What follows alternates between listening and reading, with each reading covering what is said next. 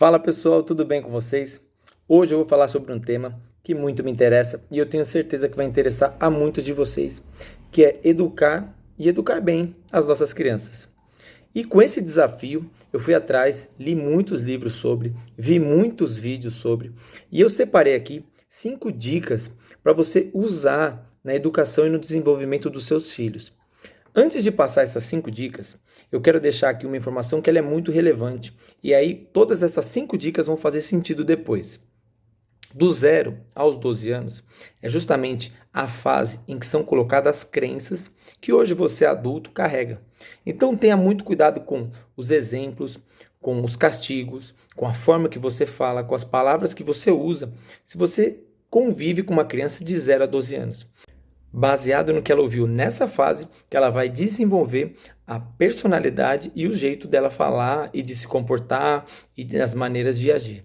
Bom, para fazer isso, para juntar todos esses 5 passos, eu fui atrás de alguns livros especialistas na educação infantil e atrás de algumas pesquisas. Então, esses 5 passos que eu vou passar para vocês, eu vou explicar um porquê que ele deve ser feito e como isso pode colaborar para o desenvolvimento. Então vamos lá, passo número 1. A criança se molda de acordo com os exemplos. O que quer dizer isso? Como que a criança aprende a andar? Vendo um outro adulto andar. Como que a criança aprende a falar? Vendo um outro adulto falar. Por que uma criança que nasce em São Paulo e uma que nasce no Sul falam as mesmas palavras com sotaques diferentes? Porque ela se modelou baseado na educação que ela teve. Então, a criança, ela é modelada por exemplo. Então, seja um exemplo positivo da criança que você está educando. Passo número 2. As crianças e até muitos adultos têm dificuldade em entender e assimilar a palavra não. Então, às vezes você fala para a criança, não faça isso, e ela não entende, ela continua fazendo. Como que você vai mudar o estímulo da criança? Entregando a ela o que ela pode fazer, só que não mudando o comportamento. Como que isso é feito na prática? Vamos supor que a criança pegou o seu telefone celular e saiu correndo. E ela não pode fazer isso. O que você vai fazer? Você vai pegar um brinquedo que ela realmente possa brincar dessa forma e trocar pelo seu celular. E você vai perceber que fazendo isso, a criança vai fazer essa troca naturalmente, porque ela não está querendo saber qual que é. Ela não quer correr com o celular, ou quer correr com uma panelinha, ou quer correr com uma tampa de garrafa. Ela quer só correr e ela quer chamar a sua atenção para isso. Só que como você provavelmente estava com o celular perto, ela entende que se ela pegar o celular, ela vai chamar a sua atenção. Então você troca. Filho, troca o celular por essa tampa, por essa lata, corre com esse aqui. Entende? Muda o estímulo da criança, ela vai manter a brincadeira e vai dar o objeto que você quer, sem você precisar ser grosso, agredir ou falar de uma forma que possa assustar a criança. Número 3, coloque limites de maneira saudável no seu filho. Por que é importante colocar limites? Porque conforme ele vai crescendo, a vida vai dando limites. Ele não pode falar com as pessoas como ele quer, ele não pode fazer tudo aquilo que ele tem vontade. Só que se isso é colocado já na fase infantil, ele cresce de uma forma saudável, sem um choque. E você vai ter muito mais facilidade para explicar as coisas para ele depois.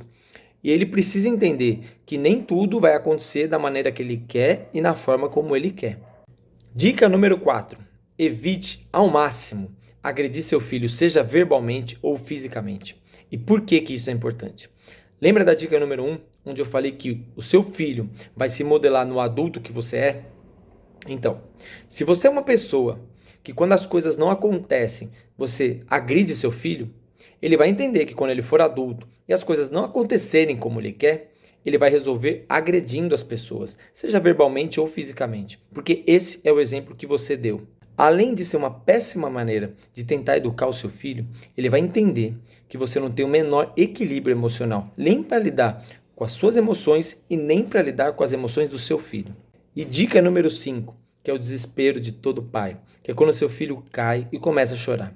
Como acabar logo com aquele choro, aquele desespero para saber se a criança está bem? Faça o seu filho olhar para o alto. Mostra o avião laranja, mostra a borboleta rosa, mostra alguma coisa que voa. Quando ele olha para o alto, acessa o córtex pré-frontal e aquilo faz com que o choro da criança pare o mais rápido possível.